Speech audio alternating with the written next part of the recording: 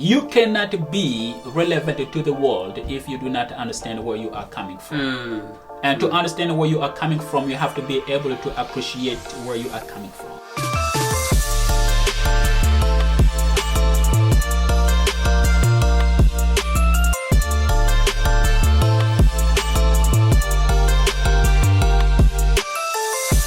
Welcome to the House of Entrepreneurs, where we help others pursue entrepreneurship.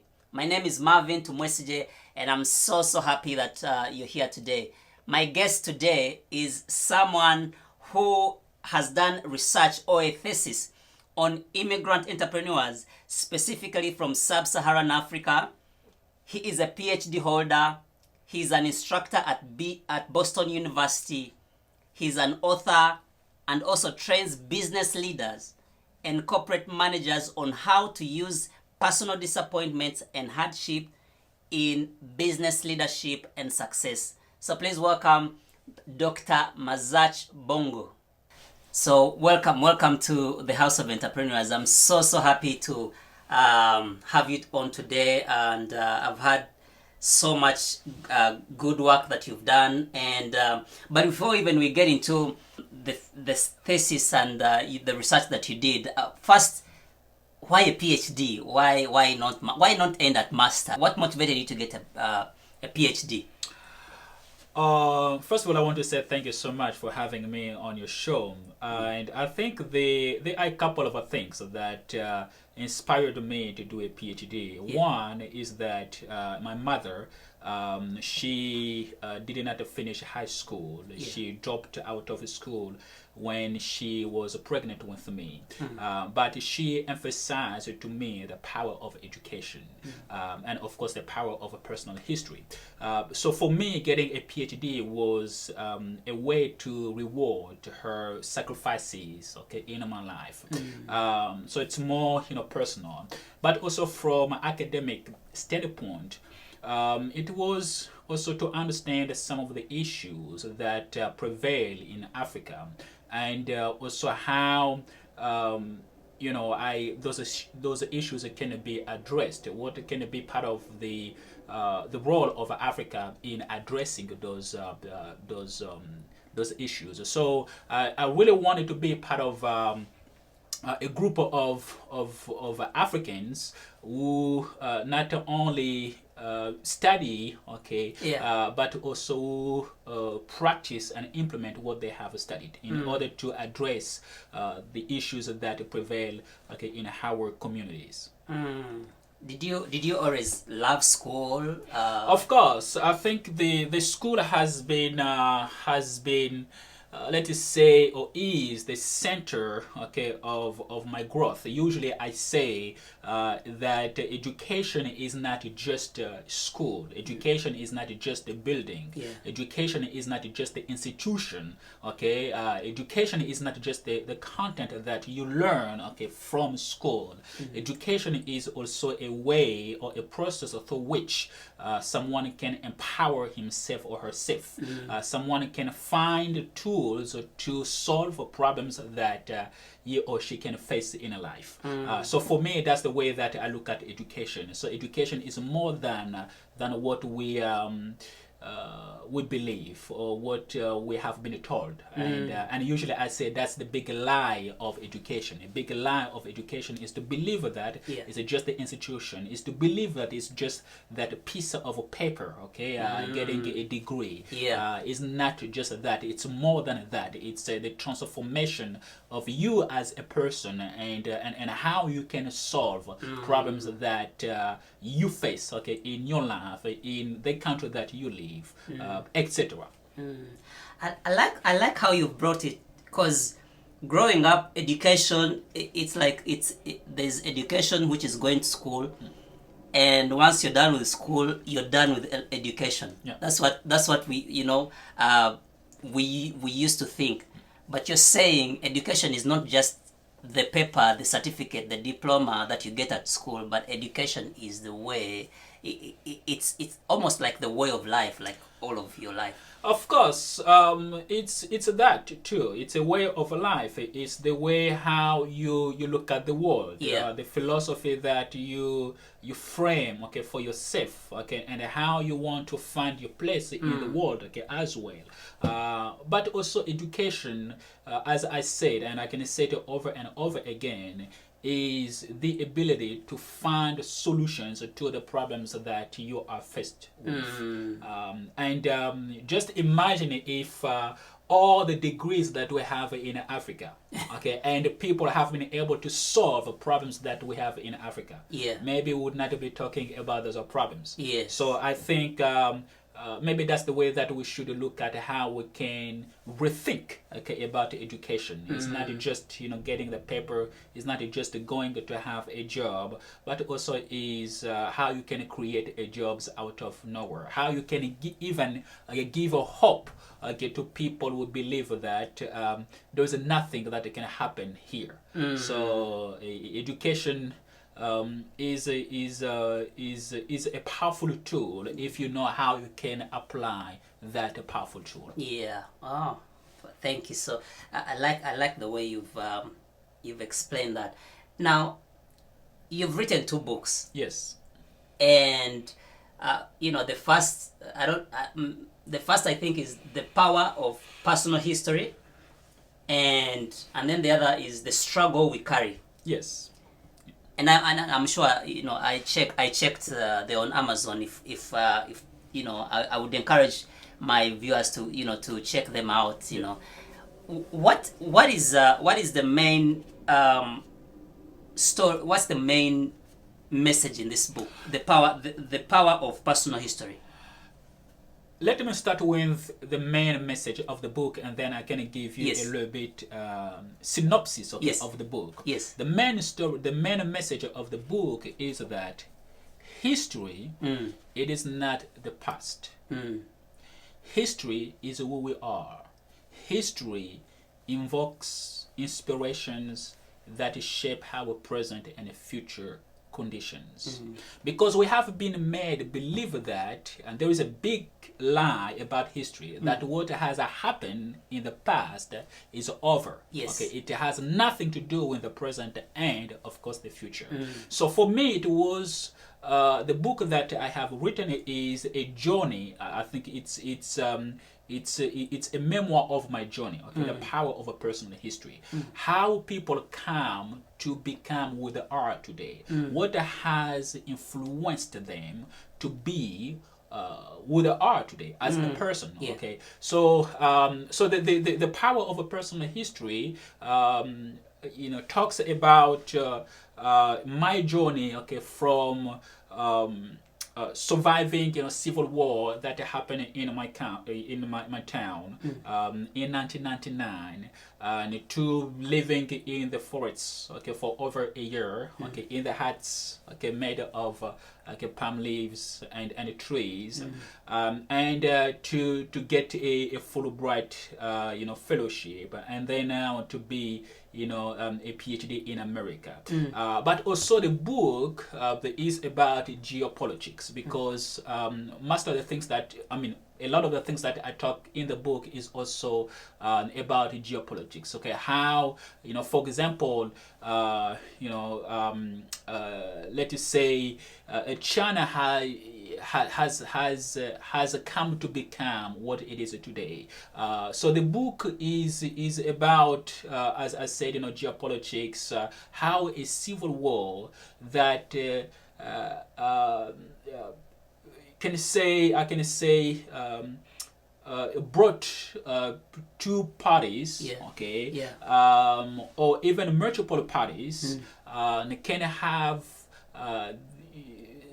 such effects on individuals, or on people like me, who did not have nothing to do Yeah. with that tragic event.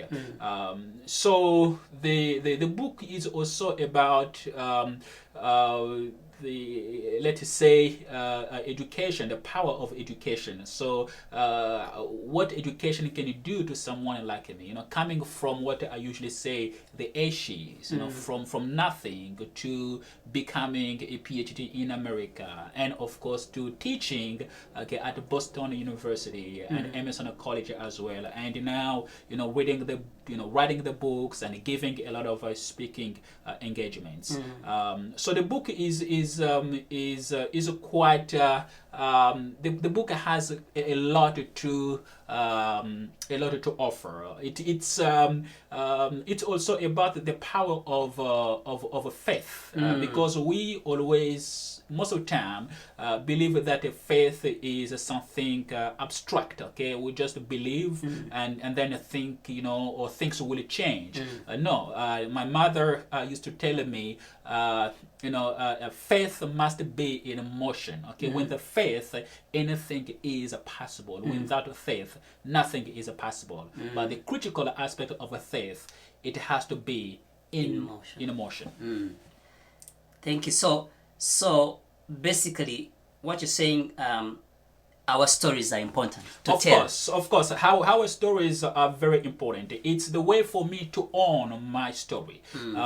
Because if you let someone else tell your story, he's owning your narrative. He's defining your narrative. He's making whatever he or she wants to make about your story. So for me, storytelling is powerful, because it's also the way that you shape your life. It's the way that you own it. It's the way that you appreciate your life, what has happened to you, no matter, regardless the beauty or not of your story. You have to be proud of it. You have to own. You have to own it. You have to appreciate it. But ultimately, you have to build something beautiful out of that story.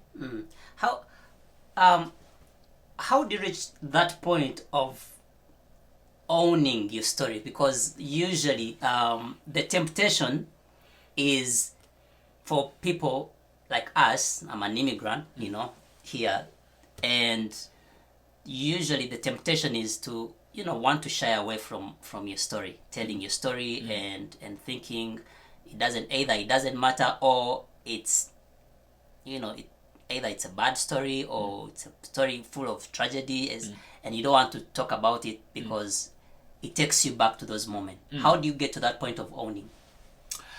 I think two things. First, you need to understand the importance of your story. Second, what is the purpose of your story? Okay, so usually what happens is that when you are aware of those two things, the importance and the purpose of your story, you find out two things about yourself. First, you know what to avoid doing. Second, you develop inward drive and the tenacity to carry out what you do. So you cannot be relevant, according to me, from my own understanding. You cannot be relevant to the world if you do not understand where you are coming from. And to understand where you are coming from, you have to be able to appreciate where you are coming from. And you have to be able to own it. You have to be able to understand that there are strengths that come from where you are coming from. So, for example, many people look at America as a great country. Okay, it's a great country. And then quite a lot of people may not be aware of one of the events that has shaped America and that still shapes America today. And that event happened in 1775 when Patrick Henry gave a famous speech, "Give me life or give me death." Okay, that single event shaped America until today. So history is not the past. And I can even take another example from America. I think in the 1960s, John F. Kennedy decided to go to the moon. Yeah. Okay, we are going to conquer the space. So at that time, no one believed that it could happen. But today we are talking about space programs. So you can see that history has never been the past, never at all. So if we talk in the context of Africa, so the history of Africa did not start with colonialism. Yeah. But we know the ramifications of colonialism Yeah. on present day in Africa, Yeah. even in the future. So we cannot forget what has happened. We can also talk about civil wars in Africa, genocide. Yes. Okay, so history comes with a certain logic. It is the same thing when it comes to individuals like you and me. Families have to keep family history so that children who come after, they can carry that spirit and to say, this is what my parents went through, how can I change it? It is the same thing that has happened to the Jewish community. We talked about the Holocaust. Yes. Why do they celebrate Holocaust? So so my book has to do a lot about that, about my encounters with people in this country. I wanted to bring that university, which is a Jewish school. Yeah. So I have seen a lot. I have met a lot of people from different cultures in this country, but I have come to understand that no matter what you do in life, you have to have roots. Those roots are kind of your wings. Okay, they help you fly. So if you don't have those wings, you cannot fly. You'll be dead. So history is a part of those wings. I love that.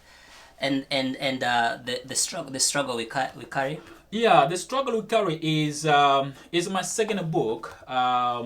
It's about the existence, the purpose of you and me being alive. Okay, so this my second book is asking a kind of three questions. One is that what does it mean to be me, as a person? Two, what is my place in this world as a person? And three, what does it take or will it take me to claim or reclaim my place in this world as a person? So it's about finding yourself in this world. And to understand that, I have the book also talks about three areas: the way we think, the way we feel, and of course the way we act. Because our existence, I have come to understand, has to do with how we think, how we feel, and how we act. And because and to be successful in life, there is a certain way of feeling. Let's say the feeling of losing, can freeze you, can make you not seek out new opportunities, because it comes with certain negative emotions. It can crush your self confidence, your self-esteem, your self-worth. So you have to be able to understand all those feelings as well. So the book is, as I said, is also about the legacy, the struggle we carry. So if today you live, how will you define your existence? Was it a failure or a success? And in the book I have defined what is a failure and of course what is a success. So and I believe that all of us, any of us on this earth, we have one common purpose, which is we are striving to define our existence on this earth as a success or a failure. That's so good. That is so good. I know you've done, a research or your thesis on the stories of how immigrants from sub-Saharan Africa countries, who experienced either civil war or a genocide, use their experience to fuel their entrepreneurial drive and business creation in America. What motivated you? What inspired you to to research the entrepreneurial experiences of these immigrants? Few things. First, my history. Okay, my personal background. As I have said it, I survived civil war when I was 12 years old. Two, my academic understanding of entrepreneurship, because I wanted to. There is an ongoing debate, in academia. What triggers entrepreneurship? Why people start businesses? Okay, so that has been the basic question. Okay, because people want to understand what really drives people to create businesses. Okay, so for me, and I wanted to understand that question in the context of immigrants. So I came to understand that a couple of theories have been put out there to explain immigrant entrepreneurship. Two of them. One is that immigrants create businesses because they like economic opportunities in the market. Okay, because of that, they have to create their own businesses. Two, the ethnic background, meaning that if immigrants come from an ethnic background that embraces entrepreneurship, they are more likely to create businesses in the host countries. Okay, so and I found that a little bit limited, because I also want to say, but immigrants who survive, who survive not only in a civil war, but who had early disappointments in their lives. So it can be divorce as well. It can be let's say losing a job. It can be having a tough upbringing too. So for me, and I wanted to really to understand it in the context of sub-Saharan African immigrants, because in academia there has been a lack of studies, of interest for immigrant entrepreneurs from the part of the world I am from. So I wanted to be part of scholars that wanted to contribute that in academia. So that's why I decided to do my research around it, to trying to understand what triggers immigrant entrepreneurs who survived civil war to start business in America. And I found out is very interesting thing is not the lack of opportunity, but it is what they went through that gives them inward drive and the tenacity to create businesses in America. And those two traits are the core elements for the success of the businesses in America. And by the way, when I was interviewing my participants, it was during the how many were these? At least around 30. Yeah. So it was during that time, the pandemic. Yes. That I interviewed my my interviewees. So one of them, told me that because he had to close his business. And not quite he had to close his businesses, but he had to lay off some of his employees. He did not get any government funds, because at the time, the relief fund. Yes. So his business was not thriving. And then he told me that a lot of businesses are closing, but I'm not closing. He said, if I survived civil war, what else I cannot survive? So for him, the pandemic was not a big deal. But that strength doesn't come from the pandemic. It came from the civil war that he survived back in the Democratic Republic of the Congo. Drive and tenacity were the two major factors that immigrants have, that pushes them to start on their entrepreneurial journey. Yeah, part it was of, yes, it was among others factors. Yes, but the main factor was the personal experience, which is civil war, genocide, because the demographic yes, excuse me, yes, of my participants was from Rwanda, Democratic Republic of the Congo, Somalia, Burundi, Republic of the Congo, what else? Those are 5, I think so. And then, as you can see, most of them came from countries that were subject, to tragic, events, either civil war or else.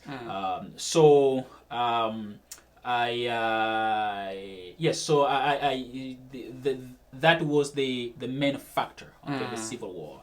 But that civil war kind of gave them the inward drive, the capacity to find in themselves what makes them alive. What is driving you? It's not the motivation, but it's really something inherent, in you. Yeah. That helps you, keep doing regardless what is happening. So that one trait, and the other trait was the tenacity. The ability not only to be resilient but also to thrive. So those were the two traits.